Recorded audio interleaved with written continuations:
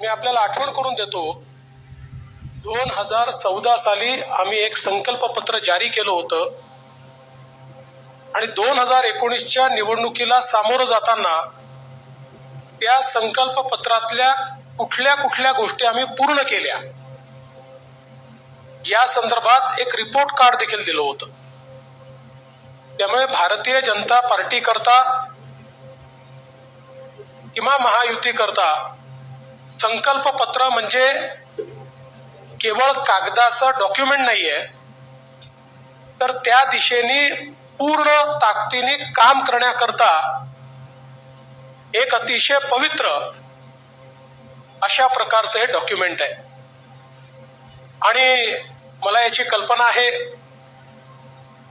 आज 12 वाजता एक स्थगिती पत्र देखील जारी होणार आहे. या महाराष्ट्रामध्ये ज्यांना केवळ चालणाऱ्या प्रोजेक्ट्सला स्थगिती देण्यामध्ये रस आहे अशा लोकांचं एक पत्र 12 वाजता या ठिकाणी येणार आहे. पण मी एकच गोष्ट सांगू इच्छितो, महाराष्ट्रातल्या जनतेचा विश्वास हा निश्चितपणे महायुतीवर आहे, भारतीय जनता पक्षावर आहे.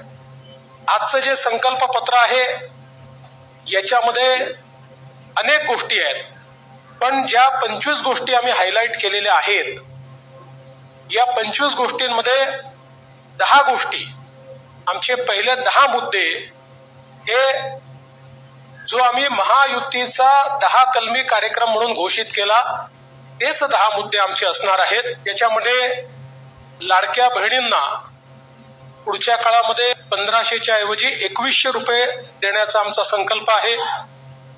शेतकऱ्यांची कर्जमाफी करण्याचा आमचा संकल्प आहे, कारण शेतकऱ्यांना आम्ही ऑलरेडी मोफत वीज दिलेली आहे, पण शेतकऱ्यांची कर्जमाफी आम्ही करतो आहोत. आणि त्याचसोबत आम्ही भावांतर योजना आणतो आहोत.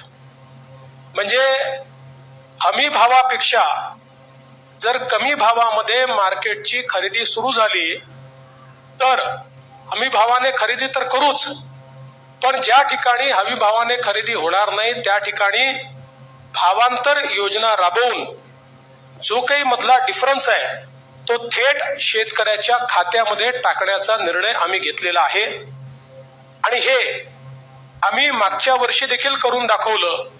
आपल्याला कल्पना आहे की आंतरराष्ट्रीय बाजारपेठेमुळे कापूस आणि सोयाबीनचे भाव पडल्यानंतर आम्ही लोकसभेपूर्वी निर्णय घेतला होता की भावांतर योजनेतनं आम्ही पैसे देऊ.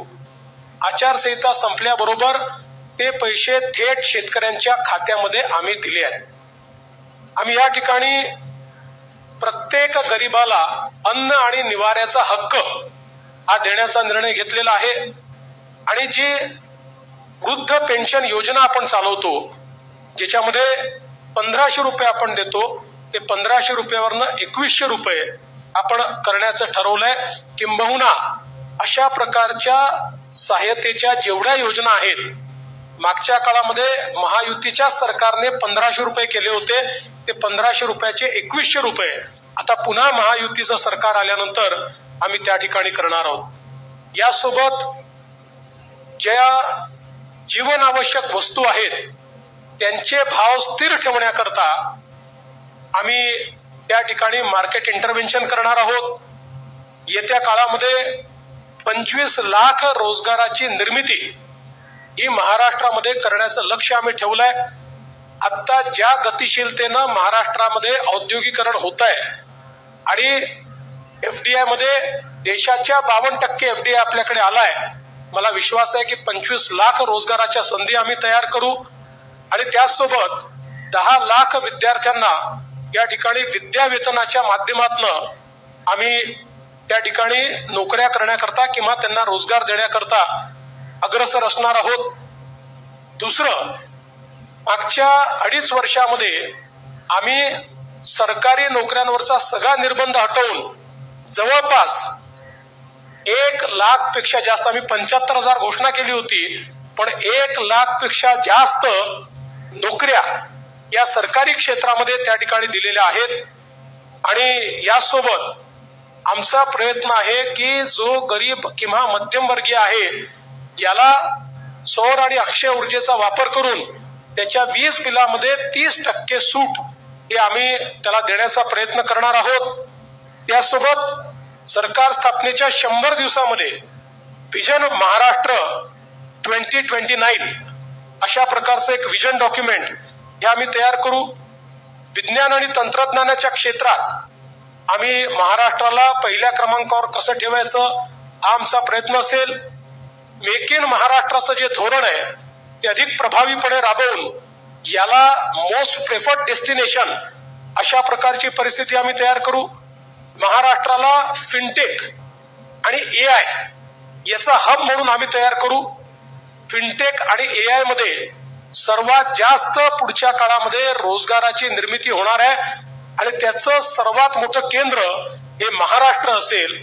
यासोबत एरोनॉटिकल आणि स्पेस या क्षेत्रामध्ये उत्पादनाच्या संधी आहेत, त्या संदर्भात आमचं सरकार काम करेल। आम्ही असं ठरवलंय की शेतकरी या ठिकाणी जे काही खत खरेदी करतात त्याच्यावर जो SGST आम्हाला मिळतो तो SGST आम्ही शेतकऱ्यांना परत करणार आहोत।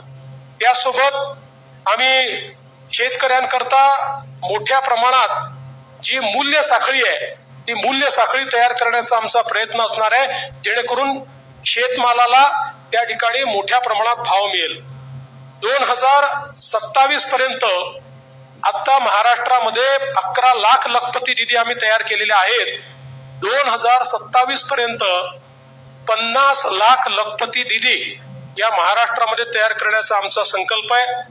अक्षय अन्न योजना ही गरिबांकरता सुरू करण्याचा आमचा संकल्प आहे आणि या ठिकाणी महारथी म्हणजे Maharashtra advance robotic and AI training hub initiative या नावानं मोठ्या प्रमाणात लॅब्स आम्ही तयार करणार आहोत, ज्यातनं या क्षेत्रातली ट्रेन मॅनपॉवर ही आपल्या कॉलेजेसमध्ये आणि शाळेमध्ये सुरू होईल आणि पुढच्या काळात ती पूर्णपणे तयार असेल।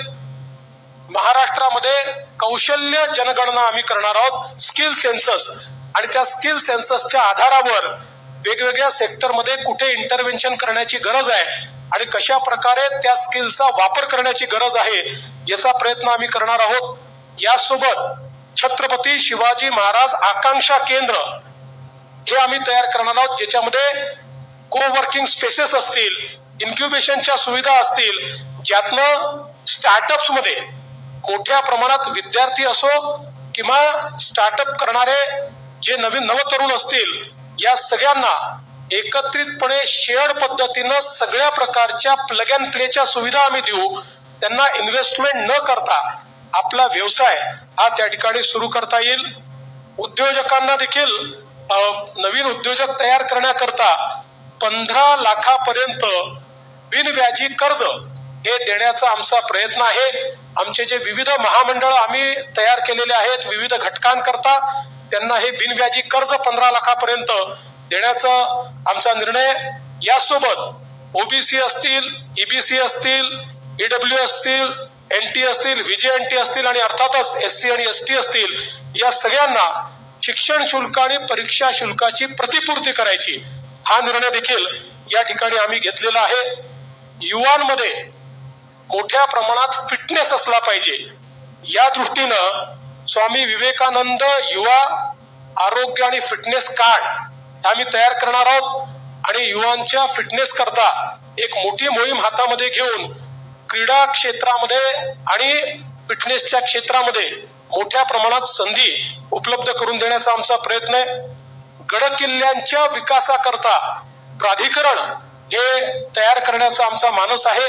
मागच्या काळात काही गडकिल्ल्यांकरता आपण केला, पण सर्व गडकिल्ल्यांचं संवर्धन करणारं एक प्राधिकरण हे या ठिकाणी आम्ही तयार करणार आहोत आणि ज्येष्ठ नागरिकांना प्राधान्य देण्याच्या दृष्टीनं एक ज्येष्ठ नागरिकांसाठी विविध सेवा देणारं धोरण, आज आपल्याकडे आपण अनेक सेवा देतो, पण त्या सगळ्या ज्या सेवा आहेत या सेवांचं एक एकत्रित धोरण हे तयार करण्याचा आमचा प्रयत्न आहे। एकूणच जर आपण विचार केला तर प्रधानमंत्री महोदयांनी आपल्याला जो काही संदेश या ठिकाणी दिलाय की गरीब, शेतकरी, महिला आणि युवा हे जे 4 घटक आहेत जे विकसित भारत तयार करणार आहेत, या 4 घटकांना समोर ठेवून आणि त्यांच्यासोबत सिनियर सिटीजन्सला सोबत ठेवून सर्व जाती धर्माचे लोक हे या ठिकाणी आमच्या योजनांमुळे लाभान्वित होतील अशा प्रकारचं एक संकल्पपत्र तयार केलंय,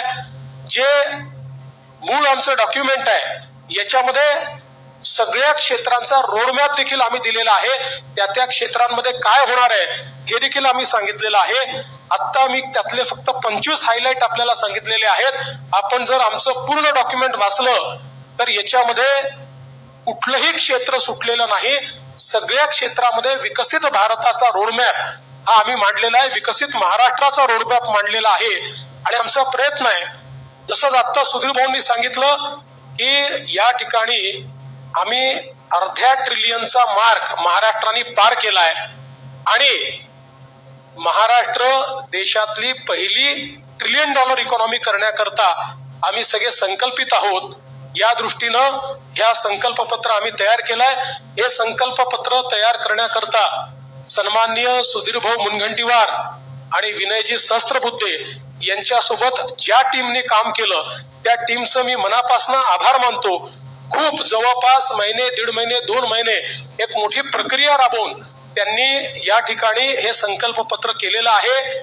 आणि 2029च्या निवडणुकीला जेव्हा सामोरे जाऊ त्यावेळी या संकल्पपत्रासोबत एक रिपोर्ट आम्ही देऊ की या संकल्पपत्रात काय सांगितलं होतं आणि आम्ही काय काय पूर्ण केलं, अशा प्रकारचा रिपोर्ट देखील आम्ही आपल्या समोर ठेवू. खूप खूप धन्यवाद.